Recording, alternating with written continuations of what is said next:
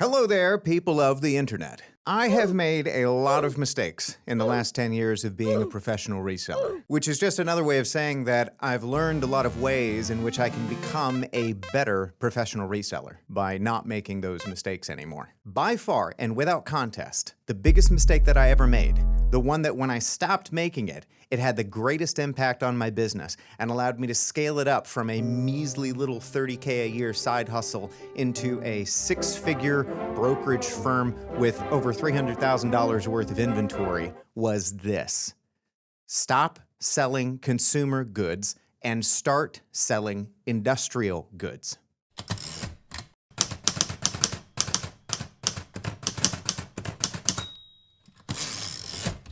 So I know I've touched on this topic a few times already, but it's important enough that I dedicate an entire video to it. Let's really quick define terms. What exactly do I mean by consumer goods versus industrial goods?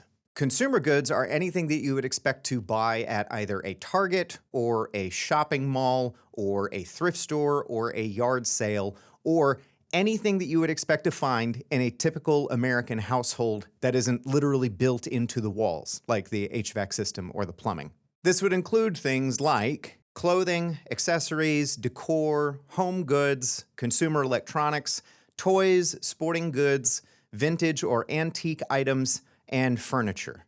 So what are industrial goods? Well, thankfully, eBay has this cool category called business and industrial. We're talking about stuff like agricultural equipment, building and construction materials, CNC, metalworking and manufacturing equipment, electrical equipment and supplies, PPE and safety gear, fasteners and hardware, hydraulics, pneumatics, pumps and plumbing supplies, industrial automation equipment, etc. A fun game that I like to play is anytime I go to a doctor's office or a warehouse or a construction site, basically anywhere that I'm standing and in any room, I can look around and point out at least one thing, and often more like 5 or 10 things, that I personally have either bought or sold. At this point, I have like Terminator scanning vision where I can just boop, boop, boop, yep, bought and sold that, bought and sold that. So now that we know what we're talking about here, why is it so important to stop selling consumer goods and start selling industrial goods? I'll give you a couple of quick reasons why. Reason number one: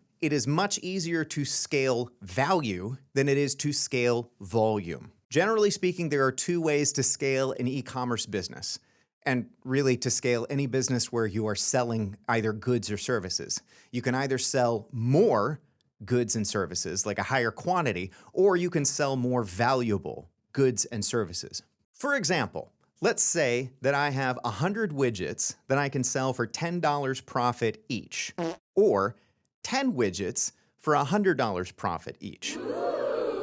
It's the same amount of profit either way. I'm making $1,000, which is nothing to sneeze at. But with the cheaper widgets, I'm having to do 10 times as many transactions to make that same amount of profit, which means 10 times as many customers I have to find, 10 times as many packages that I have to handle and ship out, 10 times as many opportunities for something to go wrong. Also, those 100 cheaper widgets probably require more space to store. Even small items add up when you have a lot of them. At some point, a business that is focused on scaling up volume rather than value is probably going to have to hire out additional labor in order to cover the costs of scaling that up. Whereas a business that is focusing on scaling up value, it's pretty easy to keep it to a very small team. Like me, for example, I'm making more money with the same number of transactions, and in my case, fewer transactions. And I hear what you're saying. Okay, John, I'll just sell more valuable consumer goods.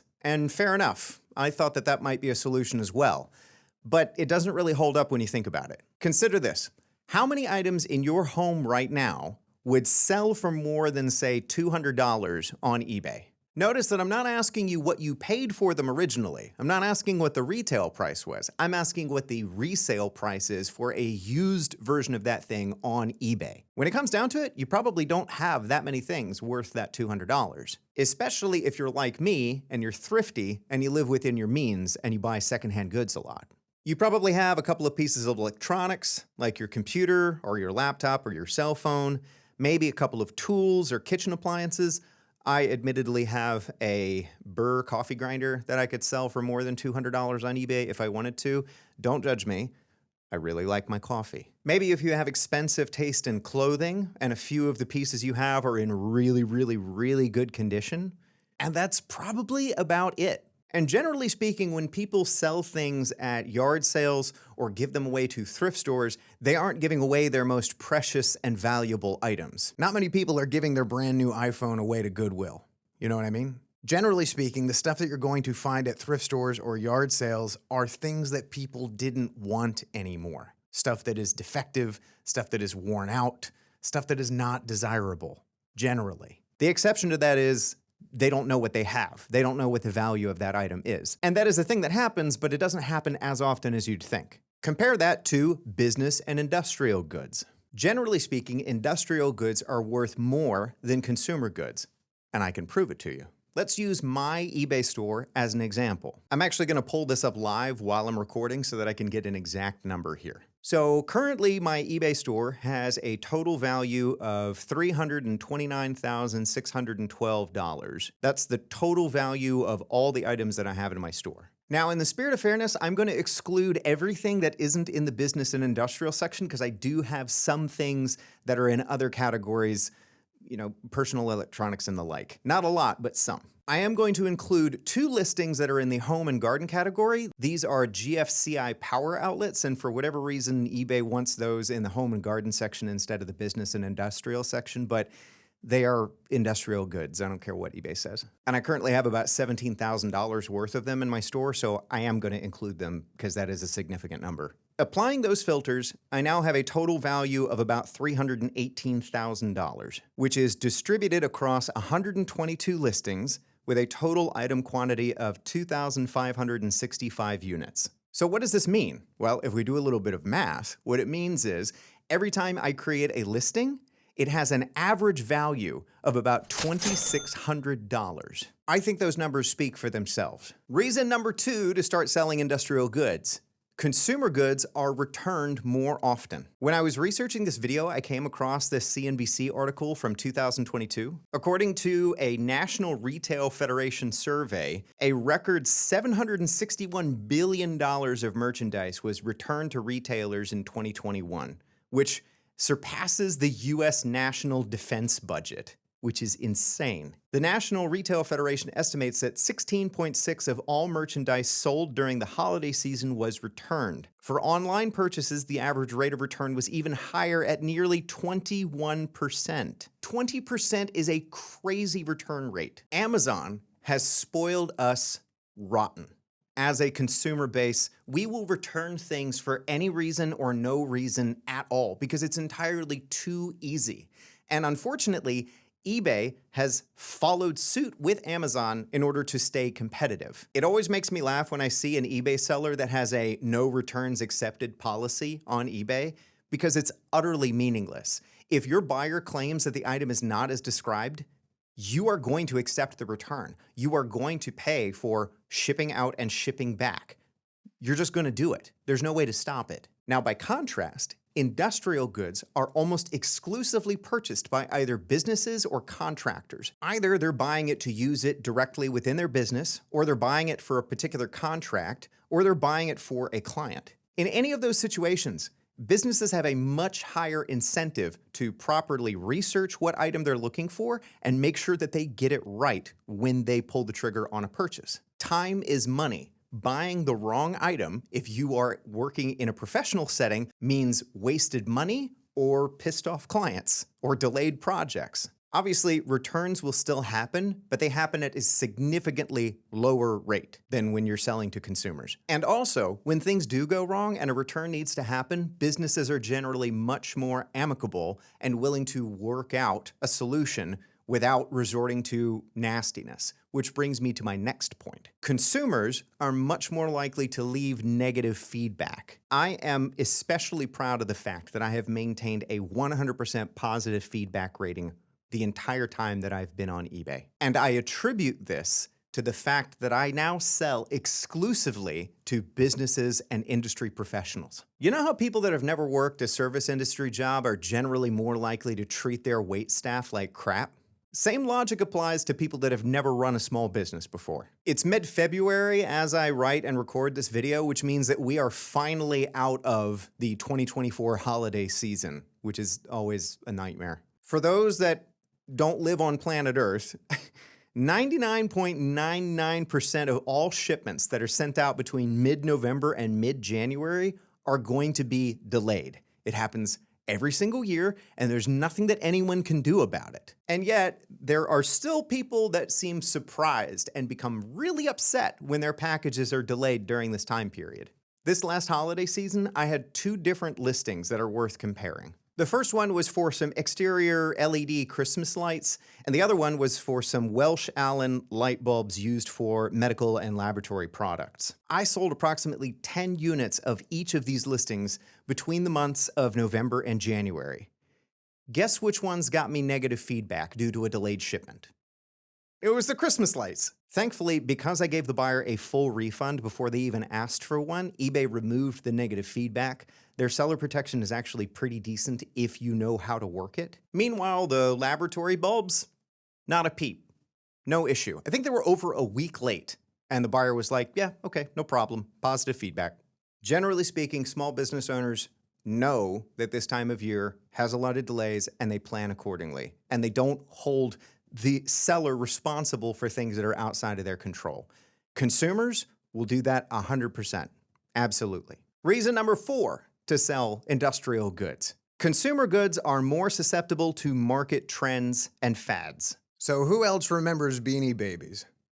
I might be showing my age here a little bit, but back in the 1990s, these little collectible stuffed animals had their own microeconomy. Some of the rare ones sold for thousands of dollars. Some people blew their life savings on these things. One family out of Nevada fought custody battles over their shared collection when they got divorced. Other examples might include Pokemon cards, Magic the Gathering cards, Tamagotchis, Furbies, and more recently, sneakers. We're finally getting done with this stupid sneaker craze. And yeah, guess what? A lot of people bought in at the peak, and now they've got a bunch of overvalued sneakers that they have to sell at a loss. Who'da thunk? All of these things have a value based on artificial scarcity.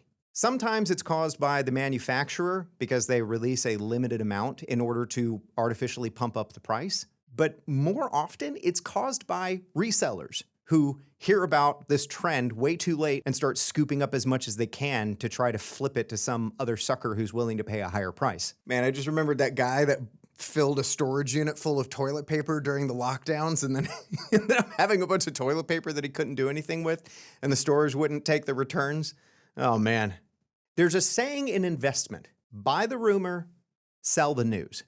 What does this mean? It means that generally speaking, by the time you hear about a buying trend, it's probably too late to cash in at a good price. Market trends for consumer goods tend to look like this. And right about here is where you hear about it. Whereas market trends for industrial goods tend to look more like this.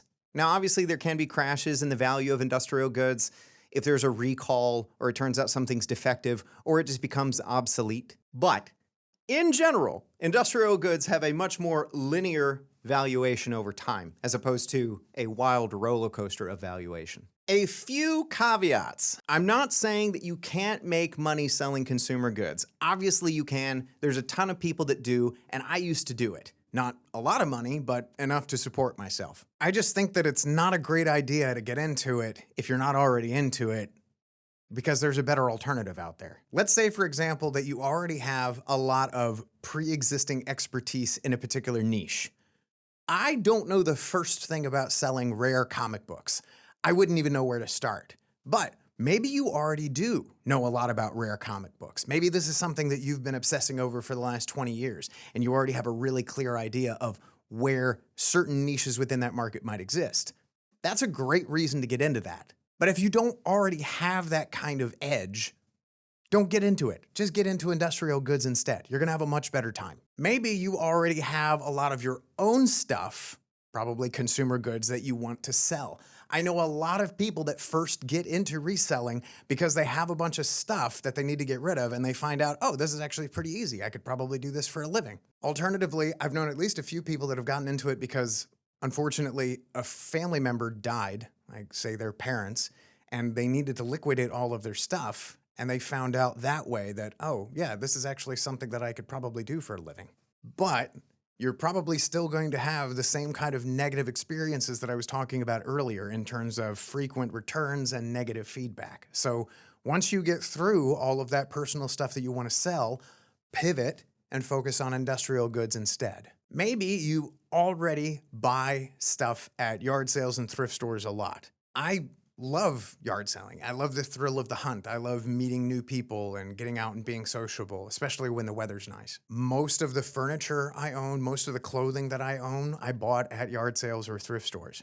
I'm just that way. The difference is I'm not out there trying to make a living based on the stuff that I find at yard sales and thrift stores. If I happen to be at a yard sale and I find something that I think would be a good flip, yeah, I'll probably try to sell it, but that's where I found those Christmas lights that got me that negative feedback. So every time I find a consumer good that I think I want to list on eBay, I have to cross my fingers and hope that the person on the other end of that transaction isn't a piece of crap. Anyway, that's all I've got on this topic. I promise I'll take a break on talking about this in particular. But again, I felt like it was important enough to dedicate an entire video to it so that I could just point people to this if they had questions about it. Speaking of which, if you have questions that you'd like for me to answer, leave them in the comments. I'd really love to get back to you, and I'd love some feedback on the videos that I'm making. So thanks in advance for your consideration. That's all I've got for today. Thanks for sticking around to the end. We'll see you in the next video.